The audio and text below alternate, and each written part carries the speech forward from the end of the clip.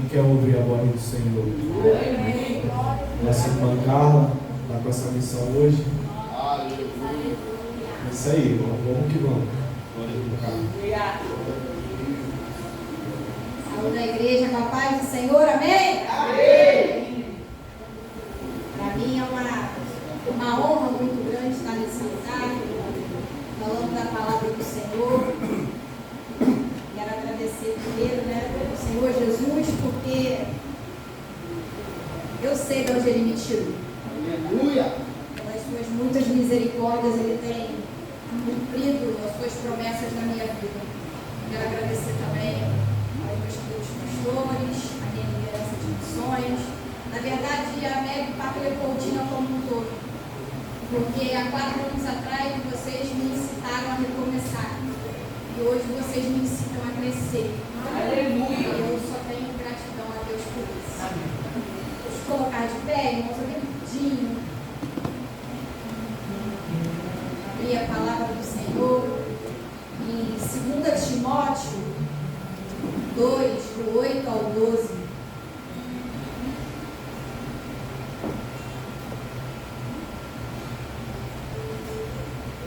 Quem achou, dá glória a Deus. 2 Timóteo 2, do 8 ao 12.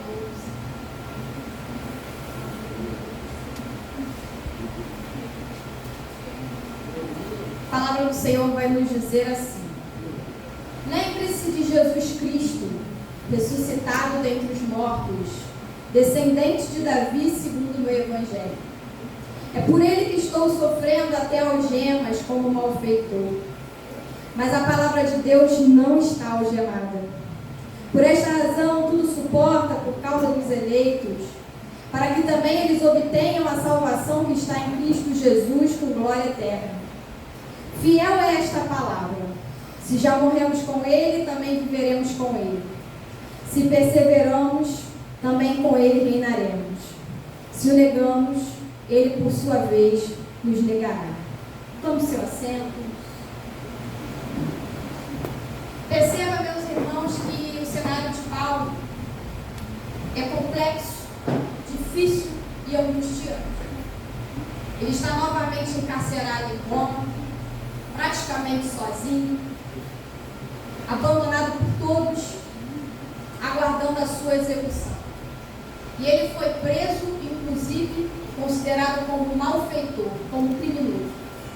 Mas se você reparar, a situação dele vai contrastar com a bravura, com a intrepidez, na qual ele continua cumprindo o seu ministério. Porque ele vai estimular Timóteo a continuar a jornada, Timóteo, seu filho na fé. Ele vai ensiná-lo a perseverar, ainda que hajam perseguições. E quando a gente fala de Paulo, isso me encheu muito de temor, irmãos, porque a gente não está falando aqui de Jonas, do fugitivo do propósito. Não. A gente está falando de um homem que foi um dos maiores plantadores de igreja na igreja primitiva. E ele estava sempre incansável no centro da vontade de Deus. E eu pensei, se este homem tão incansável, tão submisso, tão fiel, caiu em uma situação como essa, o que impede de eu e você cair? Porque às vezes nós colocamos situações tão pequenas, dificuldades tão pequenininhas, mas com efeitos tão grandes. E isso tocou meu coração, irmãos. Quando eu li essa palavra, ela me atravessou de um jeito, me deu muito temor. Porque os dias são maus, Jesus está voltando. E a perseguição ela não vai diminuir, ela vai aumentar. Isso significa, irmãos, que nós precisamos vigiar e procurar entender como podemos nos fortalecer e preparar para situações como essa ou até piores. E no versículo 8, Paulo vai trazer a orientação a Timóteo. Timóteo, Lembre-se de Cristo ressuscitado. Lembre-se da ressurreição. Hoje é domingo de Páscoa. No mundo inteiro se lembra do que o nosso Senhor Jesus passou, o que Ele sofreu e também a sua ressurreição. Nós juntamos a nossa família, almoçamos, fazemos cantatas, postamos nas redes sociais Feliz Páscoa. É um ritual. Mas eu quis entender mais profundo por que Paulo deu essa orientação específica a Timóteo. Por que lembrar da ressurreição? Lá em 1 Coríntios 15, eu vou resumir para você. Paulo vai confrontar algumas pessoas que acreditavam que não havia ressurreição.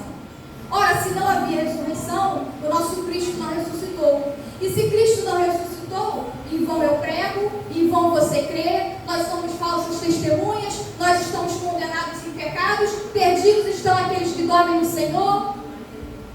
O que eu quero dizer para você nessa noite é o seguinte, que sem ressurreição, eu valido sim a existência de um homem bom. A história de Jesus é boa de falar, ela é boa de lembrar, mas sem ressurreição ela não me alcança. Mas eu venho dizer para você nessa noite que o nosso Deus não está morto. Aleluia! Aleluia! Que a ressurreição, aquela cruz vazia, é a prova inequívoca de que o nosso Jesus é o Filho de Deus. Lá em Marcos 2,15, eu vou resumir para você de novo.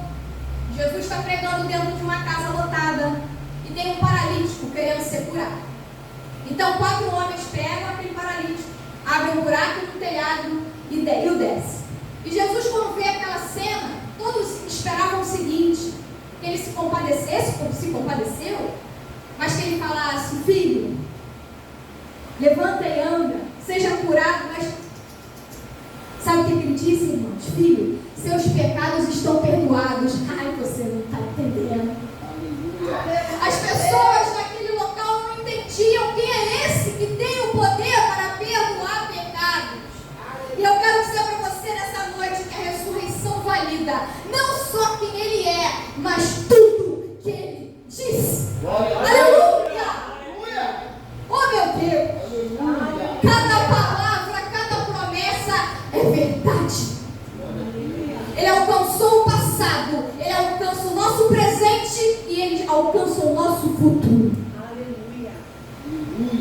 Pega na mão desse crente que está do seu lado, não deixa ele dormir não vou demorar. Olha no olho dele e fala assim, irmão, o perdão é real. A salvação é real. E o juízo também. Irmãos, vamos refletir porque isso aqui é muito sério. Jesus bebeu o cálice da ira de Deus. Ele assumiu a minha e a sua culpa. Ele vence a morte. Ele me dá o favor imerecido da sua graça. Ele me dá novas vestes. Ele me dá um futuro. Mas ele me faz livre para ir. Não é para ficar parado. E aí quando a gente se coloca diante dessa responsabilidade, a gente tem a audácia, diante de tudo que ele fez por nós, ter uma devoção, ter um ministério descompromissado. Medroso, interesseiro, soberbo. Jesus não nos libertou para ficar e nem para agir dessa forma. É por isso que a palavra de Deus lá em Lucas 16:18 vai dizer que os filhos das trevas são mais prudentes e astutos do que nós.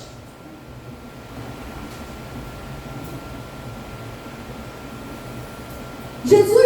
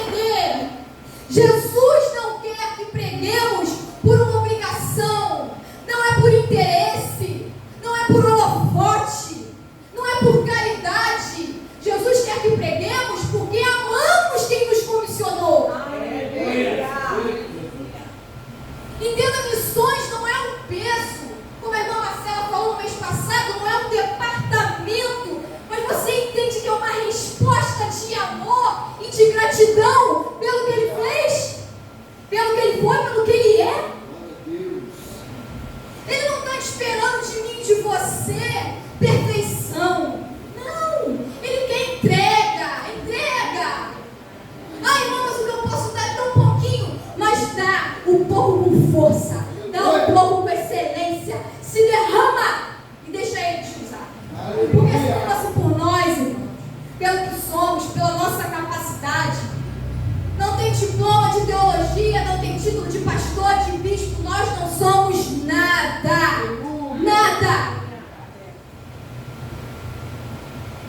Eu tenho que pregar, anunciar o Evangelho porque eu tenho prazer. Eu quero que o Evangelho chegue na minha casa, eu quero que o Evangelho chegue na minha rua, eu quero que o Evangelho chegue no meu trabalho, eu quero que o Evangelho chegue na minha faculdade. Que se cumpra a palavra do Senhor. Glória a Deus.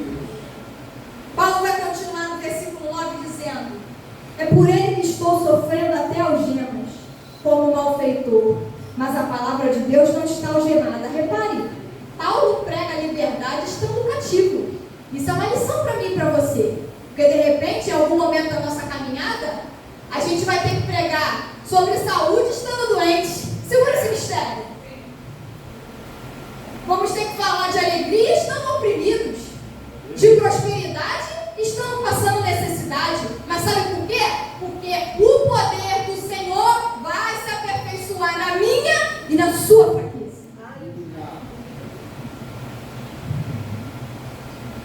Oh, meu Deus. Sinta a presença do Senhor. Aleluia. Bendito. Aleluia. Coloca para mim, por gentileza, o versículo 10. Tem como colocar? Ou tá ruim? Dá para colocar? Aí vê se diz assim: por essa razão, algumas coisas suporto. É isso que está escrito? Por esta razão, o que me convém suporto. É tudo. Para o quê? Para que também eles obtenham a salvação que está em Cristo Jesus com a eterna glória. A salvação está em quem? Jesus Cristo que ressuscitou. Então você entende que a ressurreição e a salvação tem que ser o eixo central da nossa fé? Do nosso ministério, a nossa base. Glória a Deus. Então, a gente tem que pensar sobre isso, irmãos, é muito sério. Porque se a palavra diz que é tudo, então a gente tem que expandir limites. Glória a Deus. Começa a pensar nessa noite o que você suporta, o que você tolera, o que você resiste em prol de missões, em prol da propagação do Evangelho. Romanos 5,3 vai dizer: sabendo que a tribulação produz paciência, e a paciência experiência, e a experiência esperança. Ai, irmão, você está achando que fazer missões é pegar uma malha e viajar? Eu sinto muito te dizer que não é isso. A palavra de Deus vai dizer, 2 Coríntios 7,5, porque quando chegamos à Macedônia, não tivemos nenhum descanso. Pelo contrário, em tudo fomos atribulados, lutas por fora, temores por dentro. Deixa eu te explicar uma coisa. Não existe super missionário. Não existe super missionário que está sempre em cima, que está sempre de pé, que está alheio a toda a opressão do inimigo. Isso não existe. Existem crentes compromissados, crentes que estão debaixo do abrigo do Senhor, buscando para se fortalecer. E quando o Senhor estava me mostrando tudo isso, Ele me fez lembrar de uma coisa que eu quero dizer aqui. Não importa qual é o seu grau de intimidade com missões. Não importa se você vai, não importa se você ora, não importa se você tira foto, não importa se você fica no ministério infantil, não importa se você faz kitzinho para te poder levar, não importa se você fica na escolinha, não importa. Mas a opressão, a oposição espiritual Porque a Bíblia diz que Satanás fica nos rodeando ao nosso redor. Ainda mais quando ele vê que o nosso coração está lançado para missões. Aí o negócio vai mudar de fim. Na minha primeira viagem missionária para a Bolívia, nós ainda estávamos no outro tempo e eu tive a oportunidade de vir de público e falar o que aconteceu. Mas a segunda viagem ninguém sabe. Deus colocou na minha mão uma responsabilidade. Ele falou para mim assim: filha, você vai pegar toda a sua bagagem, toda a sua experiência na primeira viagem e você vai treinar, você vai preparar mais pessoas para ir. 15, 20 dias. Foi a maior caravana missionária da Missão Evangélica do Brasil. 2 ônibus, mais de 100 pessoas. Foi uma benção. E a gente se preparou, e a gente se consagrou, e fazendo melhor, meses e meses de esforço. Mas uma semana antes, eu estava participando do MCC, e quando eu entrei pela porta, o pastor falou: irmã, o Senhor precisa te entregar uma coisa. O Senhor me revela que você vai passar por um lugar em que as potestades já te conhecem e que já há um mover espiritual contra a tua vida. Eu sofri uma ameaça de sequestro, corri perigo na fronteira, fui perseguida. Essa ameaça de sequestro foi um gatilho para as minhas crises de ansiedade derivada de uma agressão que eu sofri em 2018. E o que a gente leu? Temores por dentro. Aí o ataque não é só de fora, não. O ataque vem de dentro também. Eu tive que me submeter a locais que não me cabiam. Isso prejudicou a minha entrega na obra. E aí deixa eu te falar. Aquela chama missionária, que estava grande, que estava estrondosa, ela foi caindo, ela foi caindo. Quem me olhava parecia que estava vendo fantasma, porque ninguém me via mais dentro. Alguns até acharam que eu debandei por lá. Mas só eu sei que eu passei. De repente, outra coisa, eu não estou falando isso para te estimular e para te colocar medo não, tá? Porque a Bíblia vai dizer que o nosso Senhor está acima de todo o principado, de toda a potestade, de todo o poder, de todo o domínio. Então eu não fico com medo do diabo, não. Potestade pode se levantar, exército, a entidade que for, mas Deus está acima de tudo. Mas eu estou abrindo seus olhos e te trazendo para a realidade. Aleluia. Glória a Deus. De repente, a tua situação aqui hoje, eu não te conheço. De repente, você chega, você estava muito bem no teu ministério, agindo, pregando, se ofertando. Aí as circunstâncias, por dentro ou por fora, de repente você está mal, está chateado, está magoado, está fraco, está pensando em desistir, como o nosso irmão ali, no momento ofertório, falou. E isso é normal, nós somos seres humanos. Lembra que eu falei que não tem supervisionado? Não existe. Mas sabe como é que você se levanta? Pega 2 isqueiros. Um dia faz esse teste em casa. Se você jogar um isqueiro dentro da água e você tirar, o fogo ele não dá liga, ele não acende. Mas experimenta ficar perto do bracinho. Aleluia! Experimenta ficar perto do fogo do Espírito Santo. Experimenta voltar a se envolver, voltar a buscar, voltar a vir. Eu não tenho força. O que vão falar de mim não me interessa. É a tua alma que está em jogo. Se você vem para cá e não tem força para adorar, para clamar, fica sentado ouvindo. Porque quanto mais você se aproxima, a tendência é que mais rápido você volte a se acender. Aleluia. Aleluia, Senhor. O Senhor colocou no meu coração outra palavra chamada unidade. Porque no Parque Leopoldina aqui estamos vivendo um outro momento. E sabe por que a gente está vivendo esse outro momento?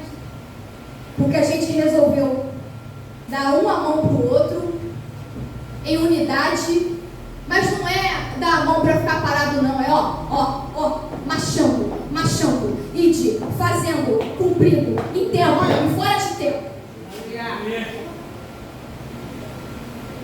Deixa eu falar uma coisa para você. Tem dia que eu vou evangelizar, que eu estou quebrada, que eu estou destruída, que o dia foi horrível. Então fica um recado. O teu irmão, do teu lado, do teu ministério também precisa de você. Tenha essa consciência, essa sensibilidade, vê o seu irmão entristecido, abraça ele, meu irmão. Jesus te ama e eu também. Lembra ele, ó. Lembra o que Paulo falou? Para lembrar da ressurreição? Meu irmão, não desiste não, você é importante para o reino. Não importa a função desse irmão, não importa a sua. Abraça mais, julga menos. Porque lá atrás, quando eu estava abatida, se eu tivesse recebido mais abraços e menos julgamentos e menos especulações, eu já tinha feito mais prova do Senhor mais rápido. Mas Deus nos faz passar por essas situações e eu entendo que é para a gente pegar maturidade. Se eu passei por isso e eu gostaria que o irmão me abraçasse, então agora você é a primeira a abraçar. Nós somos gratos porque o Senhor, em todo o tempo, em todas as situações, embora que a gente não entenda, a gente está cumprindo um processo para chegar até um propósito. Quem tem promessa aqui nessa casa? Levanta a mão. Jesus me trouxe aqui nessa noite para te dizer que você está gerando. Eu não sei quantos meses faltam, mas você está gerando. E o que Deus vai te dar não é só para alegrar o seu coração, não é só para você fazer um culto de ação de graças, mas é para que alcance outras vidas. Porque às vezes o nosso testemunho fala muito mais do que a nossa palavra. As pessoas olham para a nossa vida. E eu creio que Deus vai cumprir cada uma das promessas que Ele distribuiu aqui nesse lugar.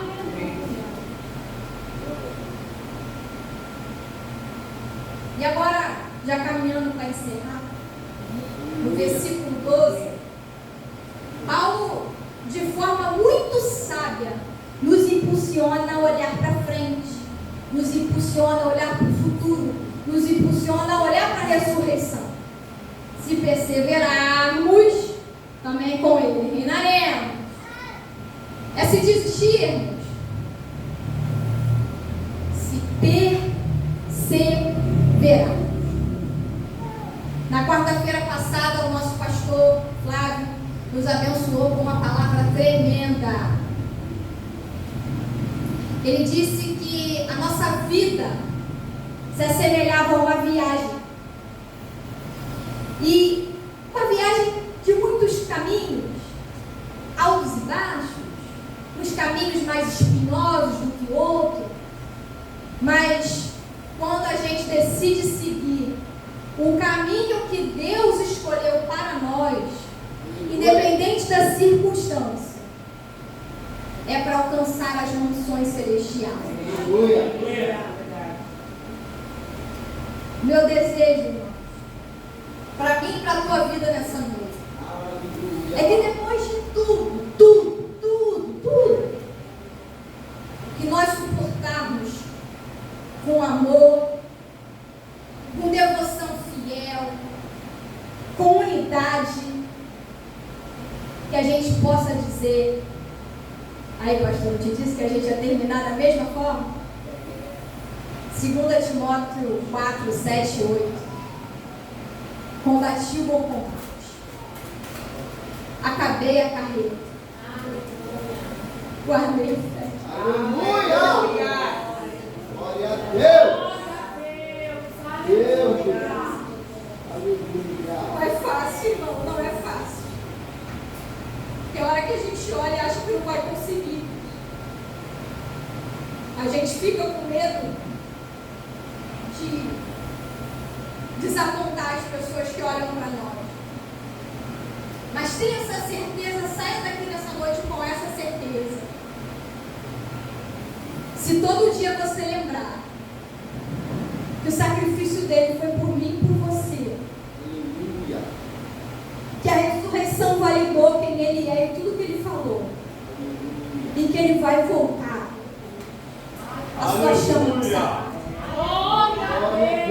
Se ela se apagar,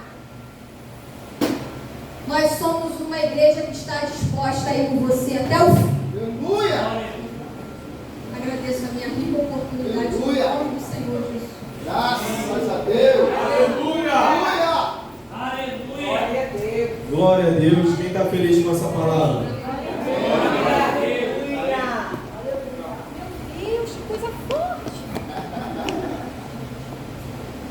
Como de costume da nossa igreja, a gente sempre dá uma... Pastor Robson, por favor, Deise, corre aqui rapidinho, tirar uma foto. Como de costume da nossa igreja, a gente sempre presenteia, né, quem está pregando, né? E cadê a Deise? Vem, Deise, vem, Deise. Meu pai. Tem que abrir, tem que mostrar, hein? Tem que mostrar.